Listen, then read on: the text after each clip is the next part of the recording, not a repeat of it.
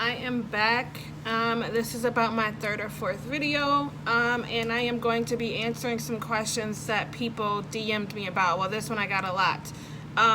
So the thing is, epilepsy and Social Security disability, and how, why people have been asking why don't I have it, why haven't I applied for it, and things like that. One, I have applied for it. I've been denied at least 3 times. It's just not something that I have been able to get approved for. I wish I could, even with the daily struggles that I have with living with epilepsy. I wrote down my 4 major problems that I have that people I don't think are aware of that you deal with on a daily basis. So the first one is driving. I have seizures constantly. My EEG showed that I had at least 40 seizures a day, seizures that I weren't even aware of. And now my seizures have developed, I have a lot more seizures than once every 6 months, a lot more. So driving is horrible. In the state of Wisconsin, I believe you have to go at least 6 months without having a seizure before you can drive again. So legally, I don't know how these people expect me to get back and forth to work if I'm not driving. Yes, people will say you have the public system, the bus, walk, if you live in walking distance. I don't know too many people that live in walking distance from their job. Uber, cab, all these other things. But first off, if you're not going to pay for me to do all that, then I don't want to hear it. And I honestly still don't think any of those options are safe, because I don't know these people and I could still at any moment drop and have a seizure. That is my opinion on it. The second thing that I wanted to talk about is the type of demographic that you work with. So if you work with kids, that can be very traumatic as a child, seeing somebody have a seizure. Don't work with kids, but I can only imagine constantly thinking about that, just the effect that you can have on a child if they see you have a seizure. To me, that eliminates so many fields that you can go into. This has to do with children, but a field that I wanted to go to there's a few. I wanted to do phlebotomy, and I decided not to do it just because I don't want to be trying to poke somebody with a needle and have a seizure.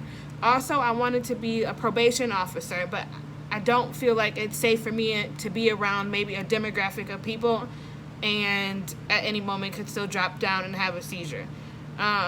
Same with, I looked into social work. There's just so many different fields where you don't want to be left alone and just drop down.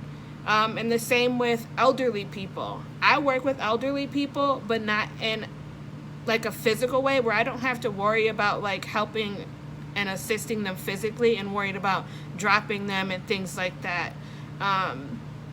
But the people I do work, they're all 90 and above. Thank God I have a different position. But yeah, you have to worry about the type of demographic of people you work with, unfortunately. The next thing I wanted to talk about is safety in the environment that you work in. So are you going to be around machinery and stuff like that?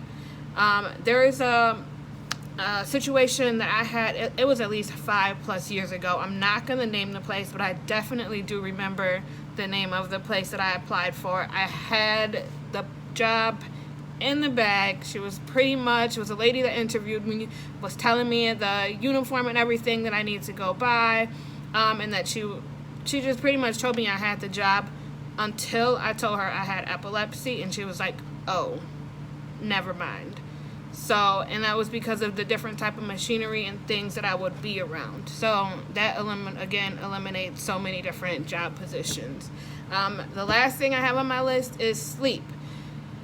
I know personally, again, one of my biggest triggers is sleep deprivation. So if I don't get enough sleep, especially in a consistent amount of days in a row, I will most likely have a seizure. So you can't have a job with crazy hours. For me, I could never work third shift.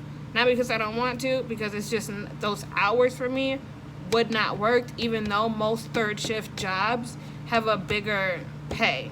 And it just eliminates that for me. I wanted to make this video quick, just because I just didn't want to talk about disability forever. But something I did want to mention is some people do get it. Some people apply their first time and get it. I unfortunately have not been that lucky. I work, and that's what it is for me. If you have any other questions or any other topics, just continue to DM me.